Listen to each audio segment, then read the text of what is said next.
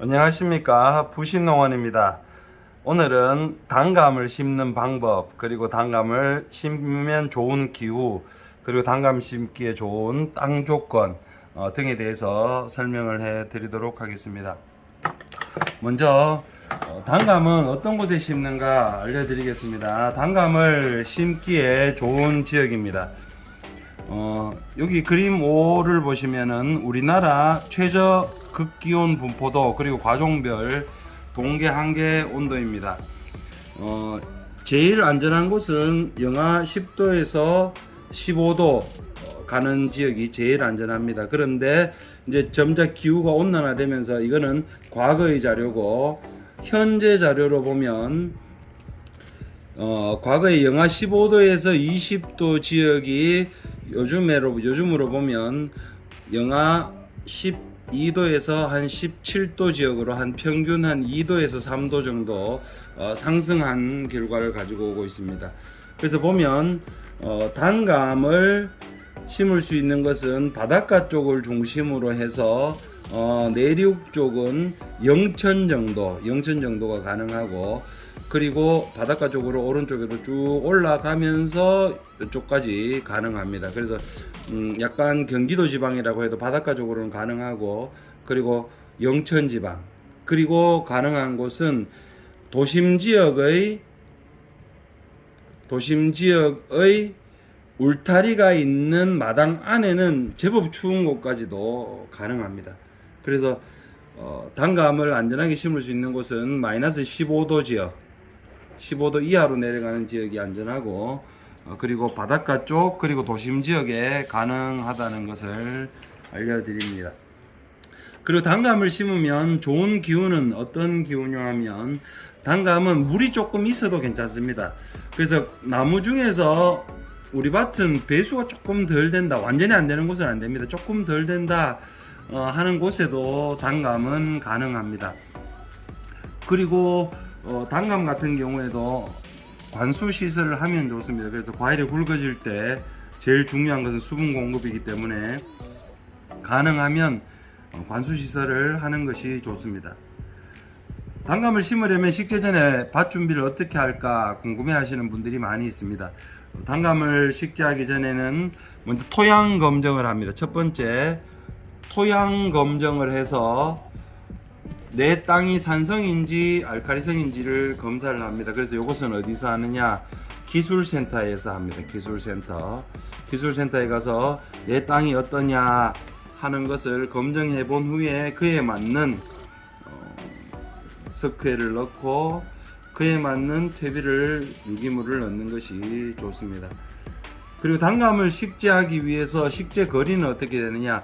단감은 나무 사이의 거리는 4m로 하시는 게 좋고, 골간 간격은 5m 정도로 하시는 것이 좋습니다. 그래서 4m, 5m를 하면 20m 제곱이 되고, 나누기 3.3을 하게 되면 6평 하면은 19.8이죠. 약 6평에 한 주 정도 심는다고 생각하시면 됩니다. 그래서 내가 가지고 있는 평수 나누기 6을 하면 심을 수 있는 주수가 나옵니다. 그리고 농약은 몇 월부터 어떻게 치는 것이 좋느냐? 농약을 치는 것은 동계 약제살포가 있습니다. 동계 약제살포는 겨울을 지나고 봄이 되면서 내 나무에 남아있는 충들과 균들을 죽이는 역할을 합니다. 그래서 동계 약제는 크게 기계유제를 칠 수가 있습니다. 기계유제는 해충들, 동계 해충들을 죽이는 역할을 하고, 그리고 유황소독은 균을 죽이는 역할을 합니다. 그래서 기계유제를 한번 하고 유황을 할 수가 있고, 아니면은 황토유황과 자담 오일을 섞어서 하면 균을 죽이는 역할과 충을 죽이는 역할을 동시에 할 수 있습니다. 그래서 동계약제는 잎이 나오기 전 3월 한 5일경부터 하는 것이 좋습니다. 3월 5일경에 방제를 하고, 그리고 쉽게 이야기를 하면 1개월에 한 번 정도 친다 생각을 하시면 되고, 주로 치는 약은 살충제와 살균제를 주로 살포합니다. 그리고 깍지벌레가 감의 주요한 해충 중에 하나인데, 깍지벌레 발생 시기에 깍지벌레 약을 약 8월부터 살포해 주시는 것이 좋습니다. 그래서 보면 동계약제 한번 살포 4, 5, 6, 7, 8 정도 살포를 하면 약 6번 정도, 약 6회 정도 방제를 하면은 된다는 거 말씀을 드립니다. 그리고 단감 품종 가운데에 어떤 품종을 심는 것이 좋은가? 단감은 크게 두 가지가 있습니다. 시판용과 가정용 용으로 나누어서 생각할 수 있습니다. 특히 이 시판용은 이 공판장 출하용이라고 이야기할 수 있는데, 공판장에 출하를 해서 제일 높은 단가를 얻을 수 있는 시기가 언제냐 하면은 바로 추석입니다. 추석. 그래서 기존에 추석에 많이 생산되던 단감이 뭐가 있느냐, 바로 서촌조생입니다. 서촌조생을 추석에 많이 판매했습니다. 그래서 서촌조생의 문제가 뭐냐면 이게 불완전 단감입니다. 불완전 단감. 불완전 단감이라는 것은 기후에 따라서 떫어질 수도 있고 달아질 수도 있다는 것입니다. 그래서 추석에 뭐 제수용으로 감을 쓰기는 써야 되는데 어쩔 수 없이 그때 나오는 단감이 없었기 때문에 이 불완전 단감이지만 서촌조생을 많이 사용했습니다. 그 서촌조생은 보통 200g 정도의 과중을 가지고 있습니다. 그래도 이 서촌조생을 농사를 잘 지어서 추석에 출하를 해서 높은 소득을 얻으시는 분들이 있습니다. 그러나 어떤 때에는 떫어서, 어떤 때에는 굵지 않아서 색이 안 나서 못 파는 경우가 많습니다. 그런데 이 서촌조생과 비교해서 원추 단감을 지금 말씀을 드리고 있는데, 원추 단감은 평균 과중이 350g입니다. 거의 배에 가깝죠. 200이고 350이니까 배에 가깝고, 그리고 원추 단감은 완전 단감입니다. 그래서 떨지 않고 모든 감이 달다는 뜻입니다. 그리고 굵고 깨끗하기 때문에 선물용으로도, 추석 시판용 선물용으로도 아주 좋습니다.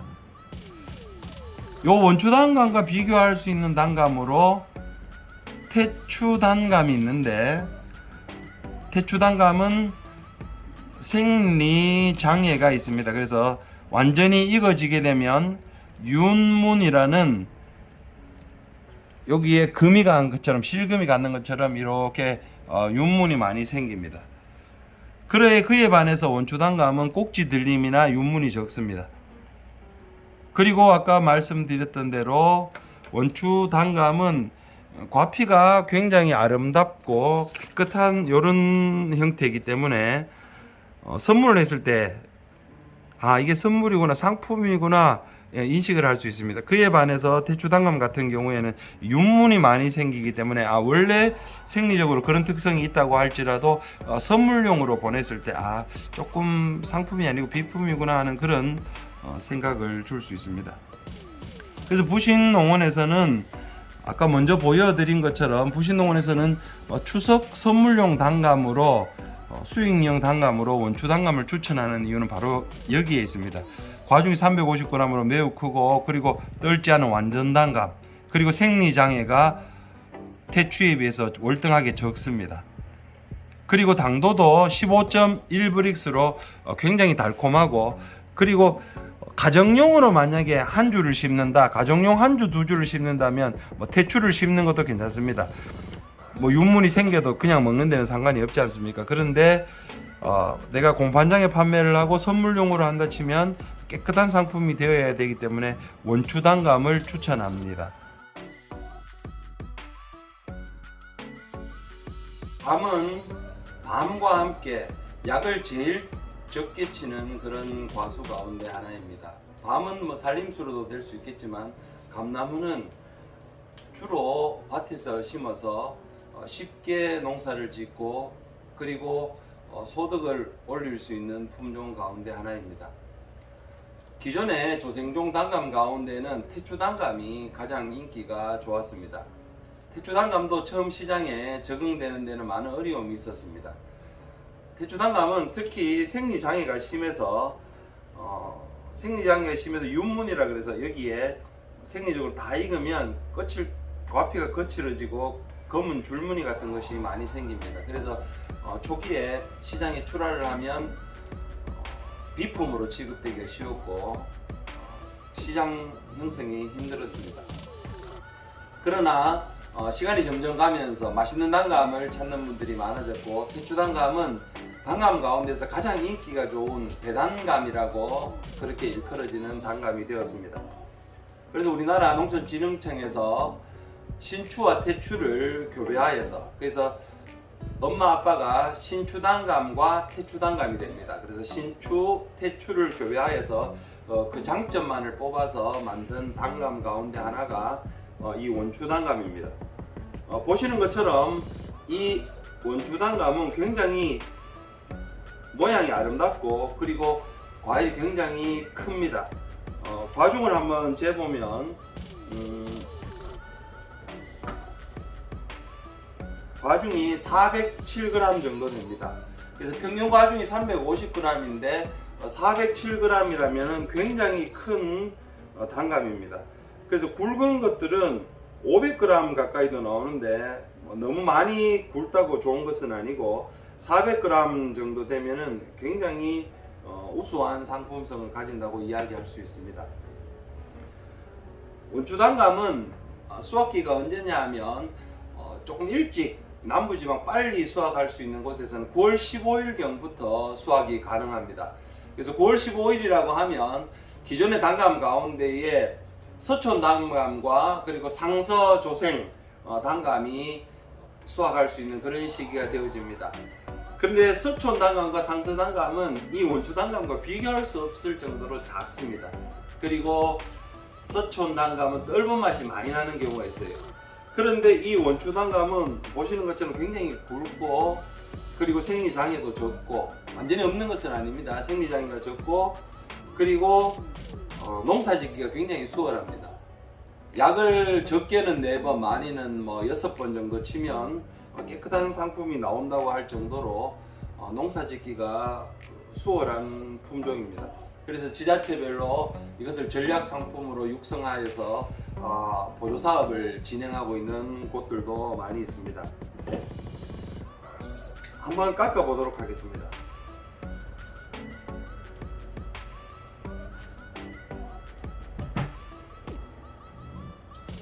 쫙쫙 소리가 납니다.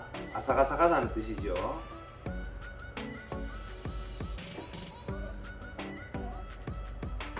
맛을 보도록 하겠습니다.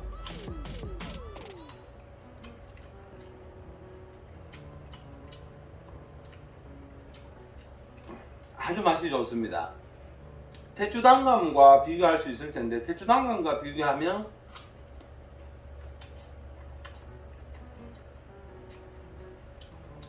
태추 단감보다는 아삭한 부분은 약간 적습니다. 그래도 굉장히 아삭아삭합니다. 그리고 아삭할 뿐만 아니라 우리 태추 단감보다 당도는 조금 더 나은 것 같습니다. 여기서 평균 당도가 15브릭스 정도 됩니다. 그래서 사과, 우리가 부사를 기준으로 이야기하면 부사 가운데 아주 맛 좋은 부사를 당도를 재면 14브릭스 이상이 나옵니다. 14, 15 정도 나옵니다. 그래서 부사, 아주 맛있는 부사 정도의 당도가 나온다고 생각하시면 되고, 굵기 또한 지금 현재 가지고 있는 요 단감은 400g입니다. 그리고 부사 평균 과중이 350g인데 오히려 부사보다도 더 크고 부사보다도 당도가 더 높은, 그 태추하고 비교하였을 때는 태초보다도 오히려 과정이 더 굵고, 그리고 농사짓기는 오히려 수월하면서 깨끗한 상품이 나오고, 그리고 태초보다도 오히려 수확기도 조금 더 빠른 그런 특징을 가집니다. 중간을 잘라서 씨는 얼마나 들어있는지 한번 보도록 하겠습니다. 굉장히 크네요. 이거 수박 자르는 느낌이 날 정도로 과정이 굉장히 큽니다. 이렇게 큰 단감에서 씨가 하나, 두 개밖에 들어있지 않습니다. 농가들이 무슨 단감을 심을 수 있을까, 어떤 단감을 심으면 좋을까 생각하시는 분들이 많이 있습니다. 단감 가운데에서 가장 큰 크기를 가지고 있고, 그리고 농사짓기도 수월하면서 공판장이나 시판화했을 때도 깨끗하기 때문에 상품성이 좋고, 그리고 추석에 출하를 하면 특히나 많은 소득을 올릴 수 있는 이 원추단감을 강추합니다. 울신 농원에서는 이 원추단감을 강추합니다.